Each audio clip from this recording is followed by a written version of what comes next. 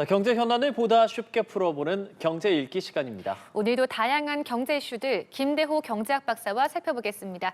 안녕하십니까? 안녕하십니까? 네, 반갑습니다. 자, 코스피 얘기 먼저 해봐야죠. 저희 오늘 뉴스 시작하면서 속보까지 전했습니다. 3,800선을 넘었다. 사상 최고다. 어떻게 생각하시는지요? 예, 코스피가 또 신기록을 세웠습니다. 불과 서너 달 전만 해도 한국 증권시장은 끝났다. 코스피 탈출은 지능지수순이다. 좀 생각하는 사람들은 한국 코스피, 코스닥에 투자하지 않는다라는 이런 자조적인 얘기도 정말 많았는데요. 자, 어느 사이에 최근 들어서는 우리나라 증권시장 코스닥, 코스피가 세계에서 가장 많이 오른 상승률 1위 시장이 됐습니다. 뜨겁게 달아오르고요. 3,700 돌파한 게 지금 불과 며칠 전이잖아요. 그런데 100 정도를 더 돌파한다는 게 이게 보통 상황에서는 몇 년 걸릴 수도 있는데 바로 3,800도 돌파를 해버렸습니다. 자, 뜨겁게 달아오는데요. 왜 이렇게 주가가 오를까? 한마디로 가장 큰 요인은 지금 미국은 물론이고 우리나라에도 통화량이 굉장히 많이 풀려 있습니다. M2 통화량이란 이게 코로나 때 그때 경기를 살린다고 마구마구 풀었는데 그게 아직까지 지금 소화가 제대로 안 된 상황이거든요. 그런 상황에서 금리 인하가 왔다고요. 그러니까 지금 유동성 장세다. 한마디로 돈의 힘이 끌고 가고 있다. 두 번째는 인공지능 AI입니다. 지금 AI란 말만 붙으면 주가가 올라가요. 그러니까 실제로 AI 관련 회사도 아닌데 그런 우리나라 경우에도 지금 코스피, 코스닥의 상장사가 수천 개 있습니다만은 다 같이 올라가는 거 절대 아니고요. AI와 관련 있는 회사들만 집중적으로 오르고 있거든요. 뭐 그런 면에서 현재 장세는 엄청나게 늘어나고 있는 유동성 플러스 AI 장세다. 이 두 가지로 요약할 수 있겠습니다. 예, 이제 이렇게 코스피가 오르면서 웃는 사람들도 있을 테지만 한편 일평균 일중 변동률이 4년여 만에 최고 수준으로 높아지고 있다고 합니다. 그러니까 그만큼 높은 코스피에 공포심을 느끼는 사람들도 있다라는 건데 이건 어떻게 좀 해석해야 될까요? 예, 지금 뜨거운 장 속에 이 공포지수가 올라가고 있다. 굉장히 중요한 대목을 지금 지적을 해 주셨는데요. 공포지수라는 게 VIX 지수라고 해서 경제학에서나 주식 투자론 같은 데서 주식 투자할 때 반드시 체크해야 될 필수 지수로 공포 지수를 봅니다. 여기서 말하는 공포라는 것은 volatile, 갑자기 끌어오르거나 갑자기 꺼지는 한마디로 변동성이 높다 이렇게 보는데 이것을 이제 우리나라 증권시장에서는 흔히 공포 지수라고 그럽니다. 오르는 것도 돈이 너무 많이 풀리는 것에는 공포 때문에 올라가고 또 이러다가 한꺼번에 와르르 무너질 수도 있다는 그 공포. 그러니까 상승 공포와 하락 공포가 지금 동시에 작용하다 보니까요. 오늘 장에서도 3,800 돌파했다. 그래서 인터넷 켜보니까 그 순간에 오히려 주가가 대폭락하는 이런 경험을 해보셨을 겁니다. 하루 중에도 주가가 올랐다 내린다. 자, 이것은 현재 주가가 굉장히 높다라는 이른바 이것을 밸류에이션이라고 합니다. 현재 주가가 기업의 실적보다도 더 많이 올라가 있다. 그런 관점에서 볼 때 어느 순간에 훅 마치 버블이 꺼지듯이 버블이 터질 수도 있다. 지금 2000년도 바블닷컴과 지금의 전 세계 증권시장 모습이 상당히 비슷하다. 이런 경고를 여러 전문가들이 하고 있거든요. 세계 최대 은행 JP 모간의 제이미 다이먼 CEO, 월가의 황제라고도 하는 분인데요. 자, 이분은 바퀴벌레 한 마리가 있다는 것은 바퀴벌레가 여러 마리 있을 수도 있다는 것이다. 한꺼번에 훅 갈 수도 있다.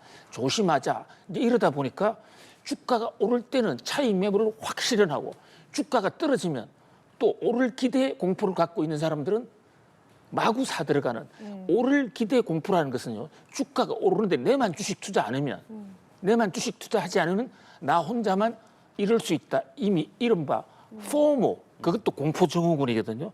그런 면에서 지금 뉴욕 증시는 상승 공포, 하락 공포, 양 공포가 증권시장의 큰 그림자처럼 뒤에 깔려 있다 이렇게 볼 수 있습니다. 이런 상황이 언제까지 유지될까요? 변수는 어떤 게 좀 있을까요? 그렇습니다. 현재 지금 단기적으로는요. 중국, 지금 우리나라에서 열리는 에이펙 세계가 지금 주목하고 있는데요. 여기서 트럼프와 시진핑 국가주석이 잘 협상 문제를 해결하면 주가는 더 오를 수도 있는 반면에요. 현재 여러 가지 히토류 문제나 대두 문제, 폭탄을 안고 있거든요. 여기서 정면 충돌을 한다든지 이렇게 되면 한꺼번에 훅 내려갈 수도 있고요. 자, 또 하나 중요한 것은 지금 늘어나고 있는 이 통화량. 이 통화량이 우리가 마치 풍선을 불 때 풍선에 힘을 줘서 계속 불면 풍선은 상당 기간 늘어납니다. 그러나 그것을 마구 계속 불어대면 언젠가는 터질 수 있거든요. 물론 현재 미국이나 한국이나 통화량이 많이 늘었지만 풍선이 터질 때까지 통화량을 늘리지는 않도록 통화 당국자들이 풍선은 커지지만 터지지 않는 그 순까지 지금 매우 과학적으로 접근을 하고 있습니다. 이를테면 금리 인하도 그 맥락 중에 하나인데요. 그러나 시장에 여러 가지 돌발 변수가 생겨서 경제 전문가들이 모르는 그런 외생 변수가 부닥쳐서 이 유동성 장세가 폭발한다면 마치 1999년 말부터 2000년까지 시작된 닷컴 버블 한꺼번에 훅 빠졌을 때 그때 주가가 50% 이상 내려가기도 했거든요. 예. 뭐 그런 위험성도 동시에 존재하고 있다. 이렇게 볼 수 있겠습니다. 예, 저희는 집값 이야기를 좀 해보도록 하겠습니다. 정부가 11호 부동산 대책을 발표했는데요. 역대급 규제다라는 평가가 많은데 이제 오늘부터 수도권 전역 그리고 경기 지역이 토지거래 허가 구역으로 지정이 됐잖아요. 현재 시장 반응은 좀 어떻습니까? 예, 지금 집값을 잡는데 어쩔 수 없는 조처다. 안타깝지만 어쩔 수 없다. 그런 시각도 있는가 하면 또 한쪽에서는 가장 큰 불만이 왜 내 자유로운 경제 결정권을 침해하느냐. 허가제. 아니 우리나라가 자본주의 시장 경제 체제인데 내가 땅을 사든 집을 사든 왜 허가를 받아야 되느냐. 이거 사회주의 국가 아니야? 이런 얘기가 일각에서 나오고 있고요. 그중에서도 특히 강남이라든지 용산 같은 집값이 많이 오른 데는 그런 대로 이해도 하겠다. 그런데 내가 사는 지역, 이를테면 서울의 노도강 지역 같은 경우는 집값 오히려 떨어졌다. 떨어졌는데 왜 이런 규제를 하느냐. 이제 이런 볼멘 소리. 거기다가 대출의 경우에도요. 아니 과거에는 대출 규제하지 않다가 은행 돈 빌려 쓰는 게 내가 이자를 안 내는 것도 아닌데 그것도 받지 못하게 하면 이것은 사다리를 걷어차는 게 아닌가라는 이런 어떤 형평성의 문제 이런 것에 대한 지금 지적이 일각에서 지금 뜨겁게 달아오르고 있는 그런 상황입니다. 또 하나 지적들 나오는 것이 상업 지역에 위치한 일부 주상 복합들이 이번에 제외가 된 점들, 굉장히 고가인 곳들마저도 제외가 됐다 이런 부분입니다. 그렇습니다. 이 규제를 할 때는 예. 매우 세심하게 어차피 고통을 주는 것인 만큼 불공평성, 나만 억울하다 이런 어떤 불만이 나오지 않도록 좀 원인 제거를 하는 게 좋은데요. 지금 토지거래 허가 제도에 의해서 아파트를 묶었습니다. 일견 보면 토지거래 허가 나는 땅 산 게 아니고 왜 아파트를 사는데 왜 규제하느냐. 자, 이 아파트 자체는 지금 건물만은 규제하는 법이 없습니다.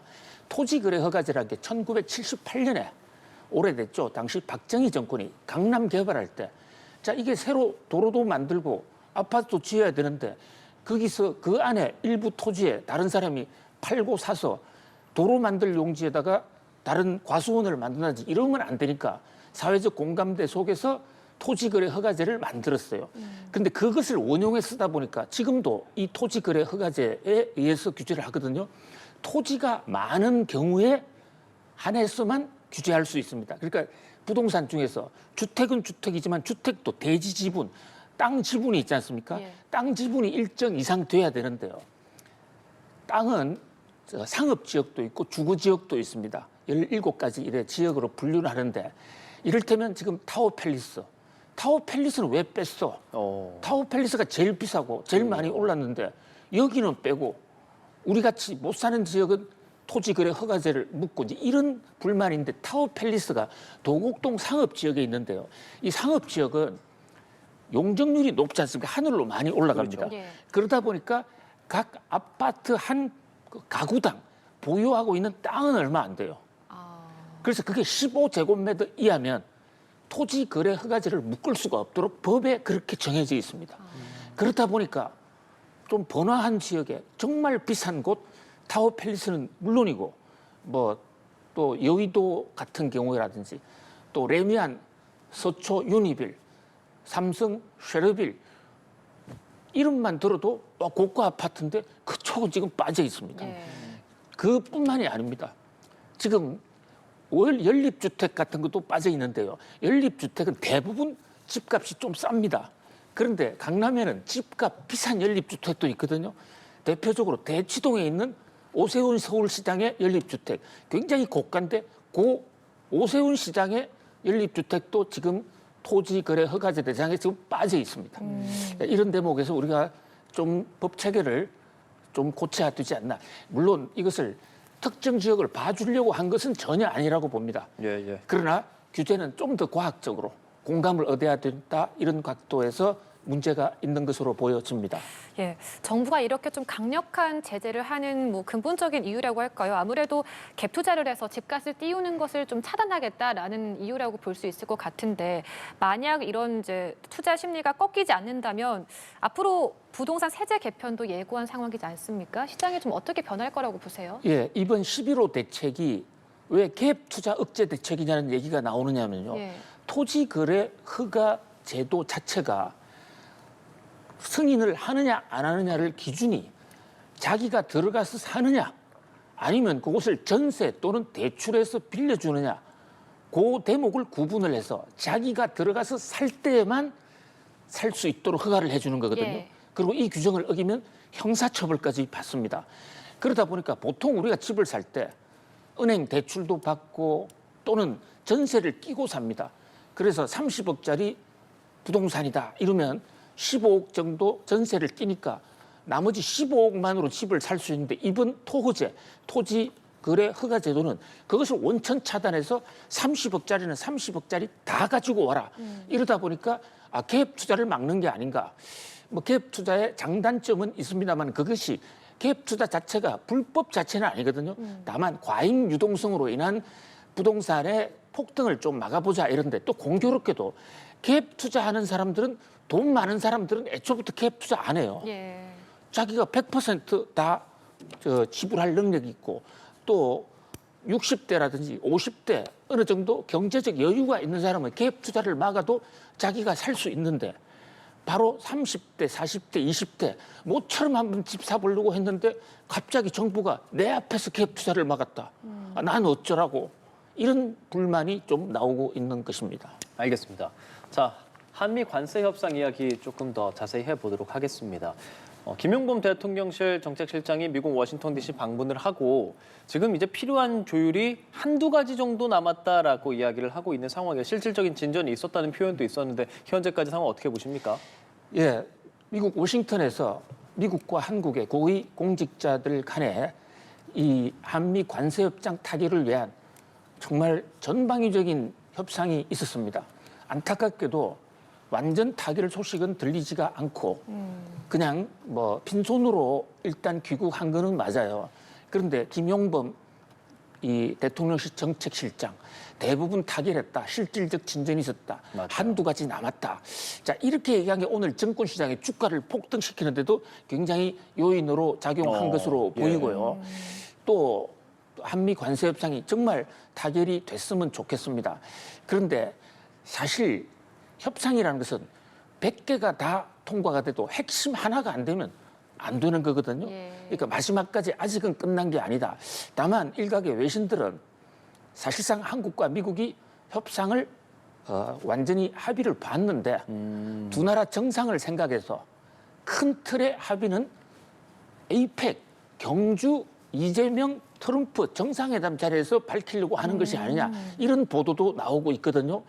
그러나 워낙 지금 트럼프의 고집이 강력하고 이 한미 간의 의견 차이가 과거에 굉장히 첨예하게 달랐기 때문에 막판까지 끝난 것은 아니다라는 각오로 마지막까지 최선을 다해야 할 것으로 보여집니다. 예, 사실 우리 기업 총수들이 뭐 트럼프 대통령도 만나고 마로나고 리조트에도 가고 하지 않았습니까? 이렇게 기업 차원에서도 이번 협상을 위해서 많이 나섰던 점들도 좀 의미가 있었다고 보시는지요? 그렇습니다. 예, 무슨 일단 관세 협상도 또 통화 스와프도 사람이 하는 거니까 서로가 이해를 하고 한국 사람들은 우리 편이라고 생각한다면 그 사람들 의식에서라도 강력한 조처를 하기는 어렵겠죠. 지난 주말에 플로리다 마르라고 트럼프 대통령이 개인으로 소유하고 있는 별장인데요. 그렇죠. 과거에는 이게 백악관 공식 별장인데 이걸 샀어요. 그런데 여기서 우리나라의 이재용 삼성 회장, 정의선 현대차 회장 등 우리나라 대표적인 재벌 총수들이 함께 골프 회동을 했다라는 이제 보도가 나오고 있는데, 그런데 뭐 이 골프라는 게 바로 옆자리에 앉아 치는 거하고 멀리 다른 조에 들어가 있는 거하고 이 골프를 쳐보면 완전히 친밀도, 친숙도가 달라요. 이번에 다른 조였잖아요. 예, 그런데 이번에 무려 72명이 같이 쳤어요. 한 골프장에서. 샷건 방식이라고 그래가지고요. 한 번도 얼굴 보지 못하고 각자 홀에서 4명씩 나누어서 권총 하나 빵 쏘면 그때부터 시작하면 서로 뺑뺑 도니까 그러면 4시간 동안 한 번도 못 만나요. 아이고. 근데 아마도 이번에 우리 재계 총수들은 헤드 테이블에는 못 간 것 같아요. 백악관이 구체적으로 헤드 테이블 명단을 밝히고 있지는 않은데 그럼에도 불구하고 한국이 일단 한국의 재계 총수들이 한 자리 했다. 이것은 트럼프가 한국을 의식하는데 좀 하나의 변수가 될 수 있을 것으로 보여집니다. 또 하나 안타까운 것은 이번 초청은 트럼프가 초청한 게 아니라 일본에 있는 한국계 일본인 손정희 소프트뱅크 회장이 스타게이트라는 거대한 인공지능 AI를 하려고 그러는데 거기에 한국 측의 출자를 바라고 있거든요. 거기 관련된 우리 이재용 회장 등을 초청한 거여서 과연 이게 3,500억 달러 관세 협상에 얼마나 도움이 됐겠느냐. 이것은 좀 별개의 문제가 아닐까 그렇게 생각해 봅니다. 알겠습니다. 오늘 경제와 관련한 다양한 이슈들 김대호 경제학 박사와 살펴봤습니다. 오늘 말씀 고맙습니다. 고맙습니다. 감사합니다.